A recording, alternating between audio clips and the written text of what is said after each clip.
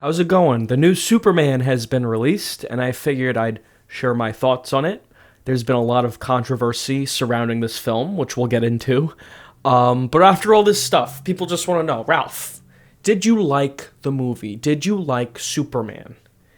And now that the check from Warner Brothers has cleared,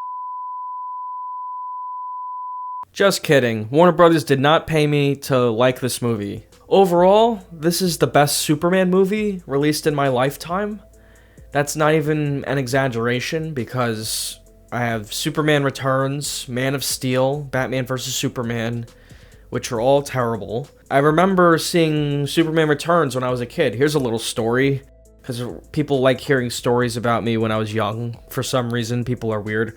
But when I was a kid and Superman Returns came out, I think I was on vacation with my dad and my brother, and I'm like, I want to see Superman Returns. So my dad's like, all right, he wants to see Superman Returns. So they didn't really want to see it. So I guess, or it was mostly my brother didn't want to see it, I think. And my brother was really young at the time. He was almost like a baby. So my dad waited outside with my brother while I watched Superman Returns by myself. And it was so boring.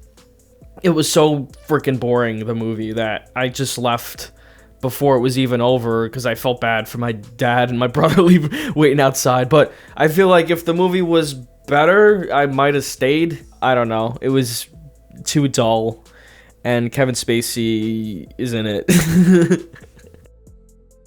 Bananas. He's okay.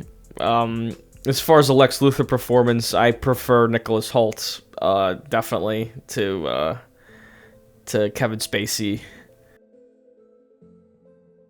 Bananas. That's not even from Superman, that's from Baby Driver. Superman, as far as this movie, it's a good Superman movie. I thought the casting for everyone was, super solid. Nicholas Hoult was great as Lex Luthor. Rachel Brosnahan as Lois Lane, I thought she was great. She was one of my favorite parts of the movie. She was one of my favorite characters. Everyone was great in the movie. Jimmy Olsen was great. That actor played him. He's in Licorice Pizza. He was great. I thought Krypto the super dog was excellent as well, and I assume that dog was entirely CGI, and it looked pretty realistic, and I never was distracted by the fact that it was a CGI dog. It looked good. And actually the CGI throughout the whole movie looked really good. I like the lead playing Superman also. I know there's a lot of controversy around that, and a lot of people debating, oh, Henry Cavill's so much better because he looks more buff.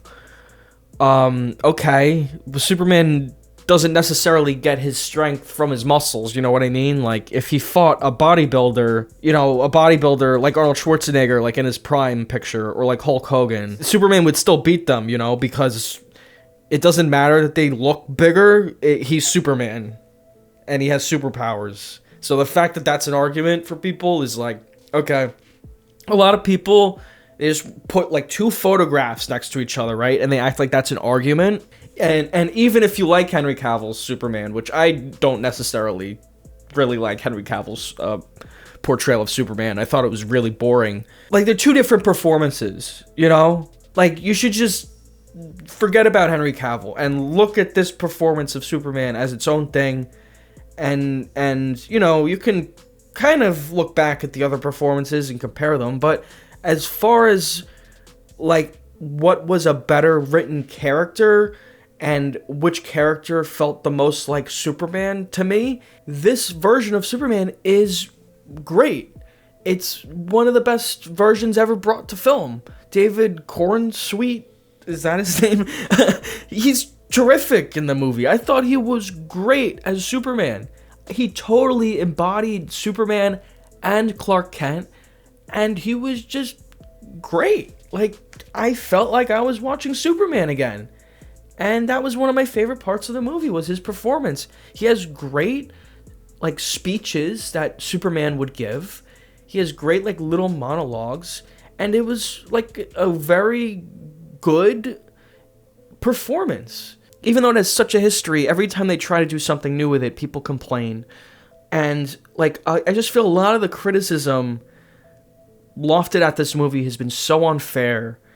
And I think a lot of it is just politically motivated. Like, honestly, like, once this movie has come out, because at first people were being critical of it. They were like the Snyder people, who just took shots at it because they thought David Corn's suite looked weird and he's kind of like a little bit cross-eyed. Again, just because the guy's a little cross-eyed, that means he's a bad actor and he's gonna give a bad performance in the movie. That's actually the way these people think. Like, don't look for any kind of like logic to anything in the way people formulate, in the way these people formulate their opinions, because you're not gonna find any. So yeah, many people are criticizing this movie, saying, you know, it's they don't say it's woke anymore, because that's not a thing anymore. But now they're saying it's anti-American. So James Gunn has an addiction to kind of gross and weird imagery, which doesn't really fit in the context of the, again, Americana that is Superman.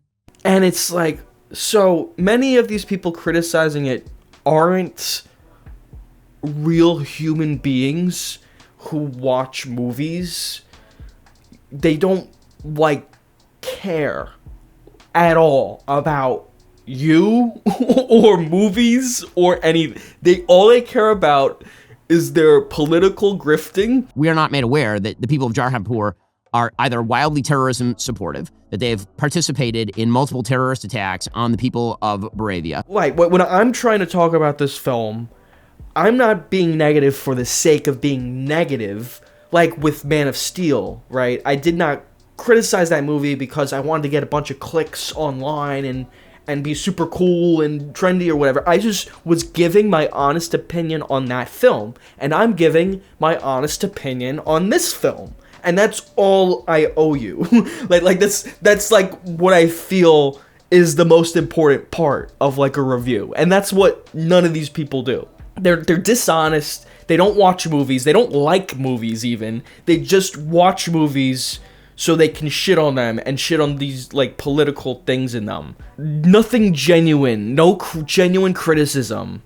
And you're not going to get anything like genuine out of these people. So just ignore the reviews. And James Gunn's politics is so ham-handed, like truly ham-handed, that it doesn't even read as political, it just reads as stupid. So Size ExpressVPN, you can too. Find out how you can get 4 months free by scanning the QR code on screen, clicking the link in the description box.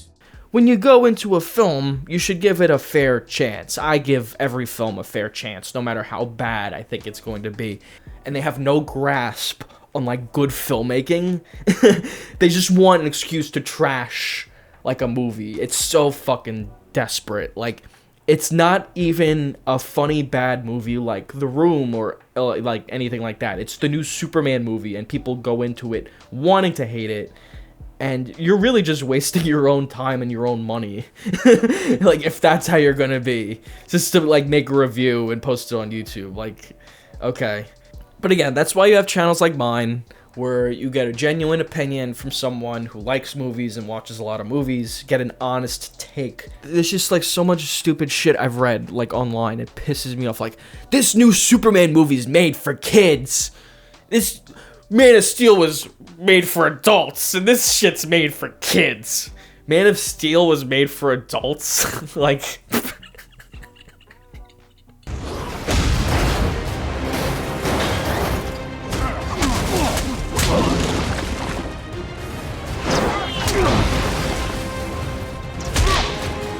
Man of Steel was so mature. It was so much more mature. It's a fucking Superman movie. It's a superhero movie in the summer. Of course children are gonna watch it. It's made for everyone. I just can't anymore with these fucking people. If you want to watch like a movie made for adults or whatever that means, why don't you watch like a fucking drama or something? Just, like, move on from the Zack Snyder shit. It's fucking over. Like, it wasn't gonna fucking work. I do have some issues with this film. I have quite a few issues with this film. But I'm not gonna be unfair. about it. I still enjoyed it. It's Guardians of the Galaxy with Superman in it. And so that means it's all kind of a mess. This film is a little busy. I do actually like that about this film. I like that it's a little convoluted and a little, like, has a lot of stuff going on. There is a lot going on, but I wouldn't say it's a mess. It's just, it was ridiculous. Its ridiculousness made it feel like a comic book to me. The silly plot elements of Lex Luthor creating his own pocket universe prison and cloning, that made it fun. This film, I think, when people say, like, it's made for kids or whatever that they're trying to say, they're trying to say that Man of Steel was a boring, dark, dreary, melancholic, fucking depressing movie about a guy who, like, fucking hated his life and just, like, murdered people. And this movie is, like, fun and it felt like a comic book. It felt like you were watching a comic book. Man of Steel was trying to be like Dark Knight, The Dark Knight Rises, but Dark Knight Rises are more realistic, sure. Like, what if a billionaire decided to become Batman and he built this believable infrastructure around it so he could fight crime with gadgets in a car that lets him get away from police? It's grounded in reality. He isn't shooting lasers out of his eyes, unless he has some kind of technology that lets him shoot lasers out of his eyes or something. But you know what I mean. He's not a god. He's not a superhero to where it's unrealistic.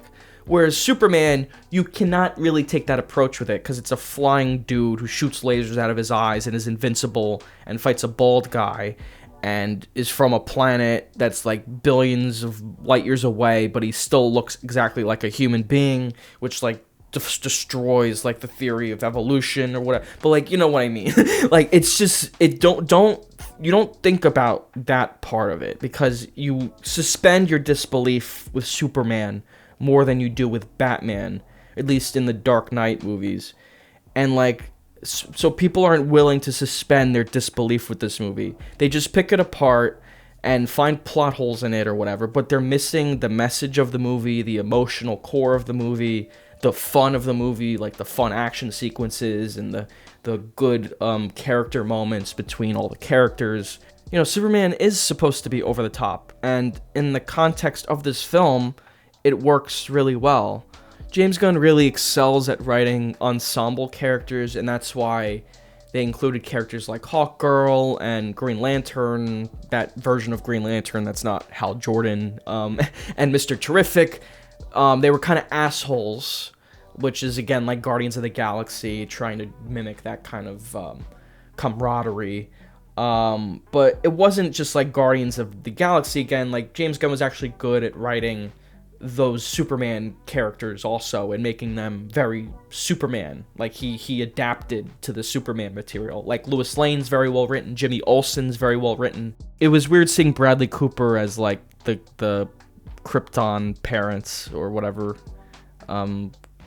Jor-El. You know, Superman was a well-written character, Lex Luthor was a well-written character. I liked how Lex started that whole conflict to lure Superman into a trap and getting him to break all these like international laws, flying over other countries so that Lex could capture him and experiment on him. That's exactly something Lex Luthor would do to me, like because Superman isn't good at handling like any sort of real world geopolitical issue. You know, that's similar to what Zack Snyder was trying to do with Man of Steel, except it didn't work like what he was trying to do. It didn't work. My issues with Man of Steel aren't that it was a dark take on Superman. It's that Superman, you know, if you're going to do this grander DC universe or whatever, you need to establish Superman in the beginning as a likable, good guy, like a nice guy. So when you start going into the Injustice story, it makes sense, you know, but they're already starting with the dark thing because they want you to, see that Superman's dark in the beginning and they can lead to injustice or whatever. Well, you see, I've set it up in the beginning that in Man of Steel, Superman was kind of dark already, so it's like shades of the character that kind of come out later on. Some bullshit like that it's just like, it doesn't work. Just stop it. And with this new one, they like, okay, Superman is a goofy fucking guy who saves squirrels. He saved a fucking squirrel. In Man of Steel, Superman caused 9/11 in Man of Steel, basically. And the squirrel was like, what the fuck? Because he probably had no idea what happened to it. But that was a Superman moment, ladies and gentlemen. That was what I want in a Superman movie. Here, in this film, Superman does everything he can to save people, to prevent damage, and that's like some of my favorite parts of the movie. Those are some of my favorite parts of superhero movies, is when they aren't fighting some kind of villain, they just save people. Like, it's fun, and it's relatable. Like, you get to see normal people interact with the hero. And in Man of Steel, you just get none of that. You just get, like, punching and bullshit. James Gunn's Superman is not the best film I've ever seen, but it's so much better than those. It's so much more watchable. It had color. It had funny jokes. It had good characters. Mr. Terrific was terrific. Seriously, I thought he was great. I love that character. I enjoyed the whole Justice Gang. They were funny, and that's like one of James Gunn's strengths, is writing characters like that. The action, speaking of Man of Steel, the action's actually pretty well spaced out throughout the movie. It isn't all at the end like in Man of Steel, and it just left me with a headache, This movie had action spaced throughout it. It had little set pieces that were cool, and then dialogue in between that let you absorb the world and the characters. That's like how you do it. It's very much the MCU approach to the whole making a Superman movie and making a Justice League movie thing. They have a 10-year plan, but as far as the tone, they're trying to be like Marvel, and that's a fine approach. I think DC has a lot of faith in James Gunn because he made those Guardians movies, and those were so successful, and they want this to be successful. DC can get there like Marvel did. They just have to, put the work into crafting a universe that is good and have characters that are likable and fun and that you want to see again. And I think this movie is the first step toward that, toward being like an actually good cinematic universe, because I think the superhero stuff is really the only things you can do like a cinematic universe with. There was that other the Sinister Six, so that was a superhero thing technically. As far as making a cinematic universe, really the superhero stuff is the only thing that works, because it's not too, you don't need too much of an investment in it. It's not like you need to watch every single fucking movie to understand what's happening. I mean, it's Superman, it's Batman, you know what Superman is. Whereas like the Star Wars stuff, I think got a little convoluted. Like there's like so many different Star Wars things, and like to keep up with the lore and what's happening, it's so like complicated, and like it would cause anyone who isn't a giant nerd like me to like have a brain aneurysm. Marvel and DC aren't really like that. It's just more simple. Superman, he's just like a fun guy. Like you don't need like too much of a like the greatest actor of all time to like portray him. He's just like he's like a nice guy.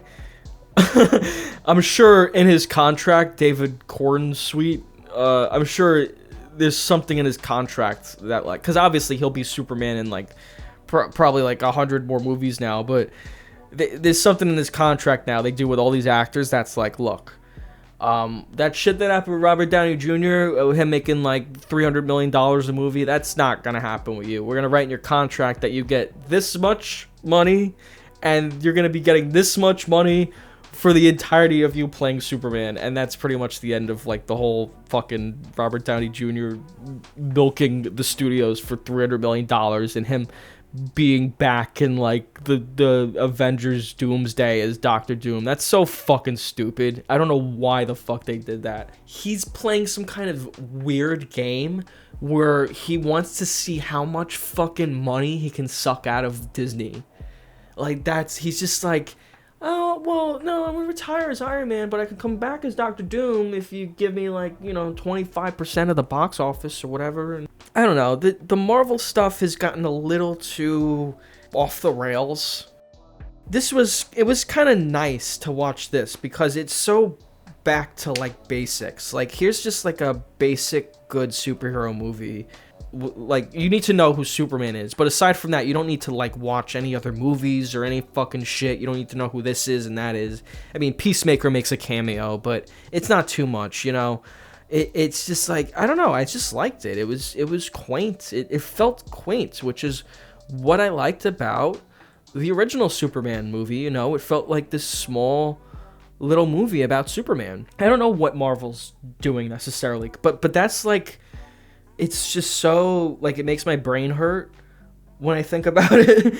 And that's not how I felt watching Superman. When I watched Superman, I was like, woo, I'm flying, and woo, look, it's Superman. So before I get into my issues with this film, I saw the film twice. I saw it once in RPX, which is good. It's like good sound and whatever. The way I describe RPX, that's my review of RPX. But then I saw it the second time. I saw it in 4DX 3D, which is like basically, it's like a simulator ride. Like, the seats fucking move and they blow wind and mist and water in your face, and like when Krypto's like punching Superman, the seat like punches you in the back or whatever. It was really cool to watch the movie that way, actually. I wasn't sure how I would feel about the whole 4DX thing. That's I was gonna see Formula 1 that way, but I actually really like that movie, so I'm like, let me not, because I might like not enjoy it and it'll ruin the experience. So, but I'm like, with Superman, I'll take a risk on it. Maybe I'll like it. If I don't like it, I'll just leave. I have the Regal Unlimited pass, so it's only like $8 for me to go to the 4DX theater. So I went. I'm like, let me try this out. And it was actually really fucking cool, the 4DX thing. I'd actually recommend you watch it that way, if you can handle it. But yeah, there's like, in the flying scenes, your seat is going like fucking crazy. It's not like a little like, it's going, and there's like all this wind and mist in your fucking face. I was like, holy shit, this is awesome. And like, that made it even more of an awesome movie to me, just experiencing it that way. I was thinking of Martin Scorsese saying, how movies now have become theme park rides, essentially. And, man, that is so fucking true. Like, that's not even, like, I'm not probably as angry about it as him. Clearly. Like, I don't mind movies being, like, theme park rides, necessarily. As long as there's also room for good independent, art films and stuff like that. Obviously, I cherish those too. But sometimes I want to get fucking rocked around in a seat and like be like Superman. Like, I want to feel like I'm flying. And that's what movies are for. Like, like, you can pay to just feel like you're flying. Like, and that's awesome. So I loved the 4DX thing. I'll definitely see another movie that way. I'll probably see the Fantastic Four movie that way, just because it was really cool. So now that I've praised the movie and I've shit on all the conservatives for hating on the movie and saying, because they support Israel or whatever, now I can get into my criticisms of the movie, my genuine criticisms, because I do have quite a few. I have issues with the plot. I don't have issues with stupid shit like David Cornsweet's lazy eye. I have issues with the plot and with the writing. So, let's start with this. When Lex Luthor controls Ultraman from his HQ, he can see what he's doing through these little drones that are like cameras that record everything. So yeah, Lex has these little drones that record the fight and show him what's going on, so he can feed Ultraman these moves and he can defeat Superman. But would Superman really not notice these drones flying all around and not think like, oh, Lex is maybe watching through there and I should like shoot them with my laser vision or something? Like, Superman wouldn't notice that? Like, really? That's just how I felt like that whole time. Like, he notices it at some point when they're like, 3 feet away from him in his fucking face, and Krypto happens to be there, so Krypto can, fetch after the little drones and destroy them, which they set that up earlier when Mr. Terrific has his little spheres and Krypto destroys them when they're in that, like, pocket universe. But the point is, like, Superman just wouldn't see these drones, and he wouldn't think, like, oh, I gotta shoot one of the drones, and then, like, they won't feed him any moves. I don't know. It just felt weird. Like, again, when you have a character like Superman who can do anything, you start to think, like, like, he wouldn't see that, or he wouldn't, like, with his super hearing, like, hear Lex Luthor, like, feeding it commands or something. I don't know. At the end of the day, it is about enjoying the drama and the action and the heart and the characters, and all that stuff is really good. But yeah, there's stuff like that throughout the movie. I mean, it's not just one thing. There's little things like that. Like, Superman can lose his hair. Yeah, I guess he just loses his hair like normal people, and he found it in a crime scene one day. And sometimes the film's a little too jokey. If just like a couple of these like little gags or whatever, little jokes could have been trimmed down or cut out, it probably would have been a better movie and just like a little bit tighter. Like, there's the joke of Lex's other girlfriends are like locked in the pocket universe prison, and you see one of Lex's old girlfriends next to Superman. It's part of the plot, I get it. The other girlfriend's trying to blackmail Lex. They're setting it up that she's gonna turn on Lex because Lex is crazy and throws his ex-girlfriends in prison and whatever, so she doesn't want to break up with him.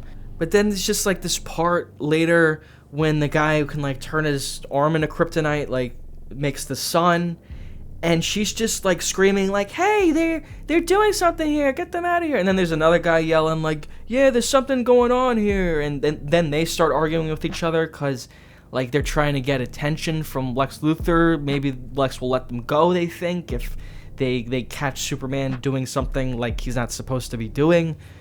But that was just like a little, it was like kind of played for laughs in like the middle of this kind of serious scene. It was just weird. Like, I don't know. It just didn't need to really be there. It was just like an extra little thing that wasn't necessary. We knew the girlfriends were in the pocket universe. They set it up already. They didn't need like the extra thing there. There's stuff like that. They try to wrap everything up in such like a neat bow that it's almost kind of annoying. Like, I wish they would just like let some things go. Like, just don't fucking worry about, like, who gives a shit what the girlfriends are doing in the pocket universe? Like, who fucking cares? Like, Superman's dying right now.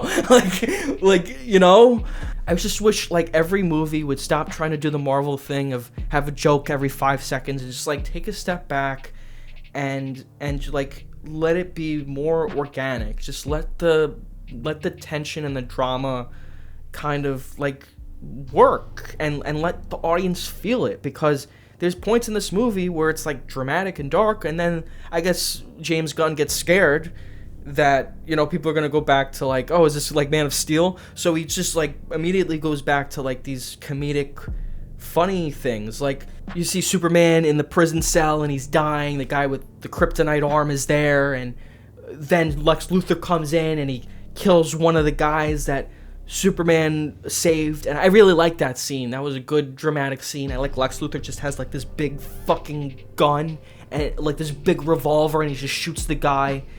But then it's like, okay, that was really dark, so we should cut back to like Mr. Terrific and Lois Lane like doing something funny immediately, or doing like action, just to give the audience like like some like something to make them forget about the dark thing that just happened.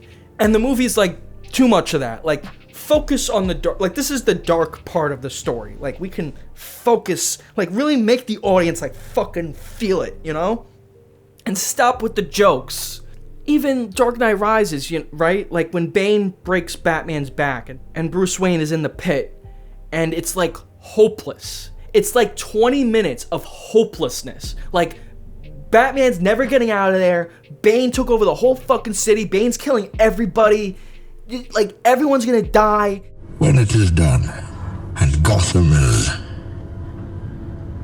ashes, then you have my permission to die. I need that. I needed that in this movie. I needed Superman to be defeated. And like, for the audience to really feel that, like, Superman's defeated. But they kind of just, like, sweep it under the rug because they don't want the audience to get too upset. But, like, you should have just gone a little more with that. It was great when Lex shot the guy with the big comical gun. We needed to linger more in that misery. Just, like, a little bit more. And then, you know, slowly work your way back up. But, you know, that's like a little thing. What I'm trying to say is, as a Marvel competitor, it's fine to have jokes and be funny. It's better in terms of what Zack Snyder was doing, which just had no levity at all. It just went a little too far sometimes. And I think sometimes it took away from the drama. Another criticism I had is that the supporting characters in this movie are good. They're very well written. They're great. Love them. But I think there's too much of an emphasis on all of these supporting characters and not enough of an emphasis on Superman himself, who is ultimately the main character of the film. He's the one on the poster. It's called Superman. You want to mostly spend time with Superman. And I don't think James Gunn's strength is really in writing a singular, like, interesting character. I think his strength is ensembles. I think his strength is, like, this guy butts heads with this guy, and this guy's kind of interesting because of this guy's backstory, and he has a sidekick, and that's, like, the writing. That's how he works. It's, like, there's conflict because all the characters are different. They're all kind of assholes, so they're all very, like, irritable and aggressive personalities, and that's his strength. It's not really writing a guy who's just, like, a clean slate. And yeah, I get that's not very interesting, but I think there are writers and directors out there who are better at kind of tackling, like, the singular story, like the Dark Knight trilogy. Like, those movies, there's other characters, but it's about Christian Bale, it's about Batman, it's about Bruce Wayne, it's mostly about him and his journey. But I just feel like this movie should have been called Superman and Friends, or something like that. It shouldn't have been called Superman. It should have been called Superman and the Justice Gang, and Lois Lane, and Lex Luthor, and Peacemaker. That should have been the title of the movie. I'm sure it would have made a lot of money. James Gunn is really great at choosing music that fits his movies and is also enjoyable to listen to. And yeah, a lot of the music he chose for this movie is great. I like the music when Mr. Terrific fights those guys in the desert. I like the music at the end of the film. Good song choices. However, I feel the use of the John Williams Superman theme at this point is a little weird, because I feel directors like Christopher Nolan with the Dark Knight movies, and even Zack Snyder with Man of Steel, kind of veered away from using the old classic, you know, Danny Elfman, John Williams music for Batman and Superman, and started this new kind of movement of, let's make new music, let's make new scores for these heroes.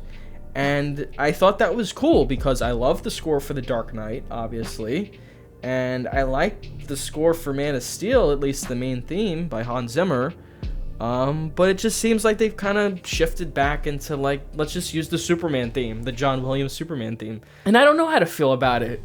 You know, on the one hand, it is kind of distracting, because it's like, you know, you're just using, like, the old theme song again. At the same time, it's the Superman theme. It's great. It's a great theme song. You associate it with him, and it makes you think more of, you know, the traditional Christopher Reeve Superman, and brings you kind of back to that mentality.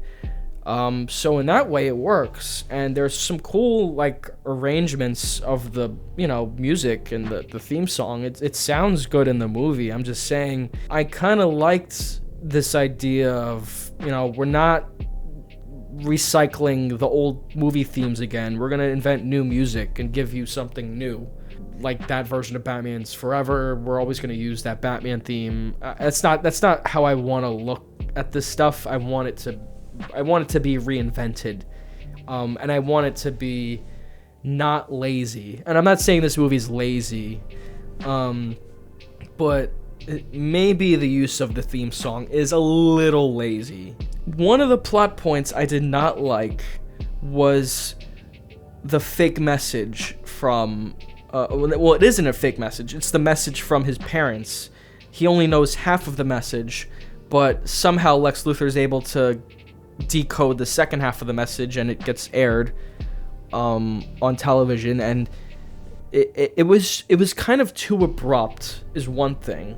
And also I feel if you're going to introduce like any kind of footage like into a movie, like the plot point is we see footage. The thing is, with today's climate and AI and all of these video clips being doctored in real life and stuff, that's immediately what the audience thinks of. And that's immediately what I thought when I saw that, and especially because it came from Lex Luthor. But like the way it's introduced into the movie, it's so clumsy because you immediately think it's fake, and they have to keep saying like 10 times that it's not fake. Like, oh, it's not fake, it's not fake, it's not fake. But it's like, well, you kind of assume it's fake. Some people might feel that way about the Baravia conflict and that subplot in the movie. But here's my hot take on it. I actually really liked all that stuff. I thought, well, it's clearly supposed to be like Israel and Palestine, what's going on with there. They come up with fake countries to represent that and represent that conflict. It's maybe a little bit of a tonal whiplash, but I liked it. I thought that was awesome. I thought it was worked into the movie really well. As far as that topic and that subject matter, if you're going to approach it in any movie this summer, why not approach it with Superman? There are plenty of summer movies that explore complex real-world issues, like Mission Impossible, that was about AI. So I didn't really have an issue with that in the film at all, which is surprising, but I liked all that in the movie. It was poignant, it was like relevant and biting commentary, and I liked the president's performance. He's from Triangle of Sadness. Maybe a little corny, but it's Superman. It didn't go too far, It was just right. It was just like that right amount of corniness. And that's why I like the Sam Raimi Spider-Man movies. They're kind of corny, but they ride the line. They never take it too far. And the tone of it is like a comic book. Like I said, it feels like you're watching a comic book. And comic books have issues where it's like, oh, there's like this real world thing going on. Let's create like a fictionalized version of it and have Superman handle it.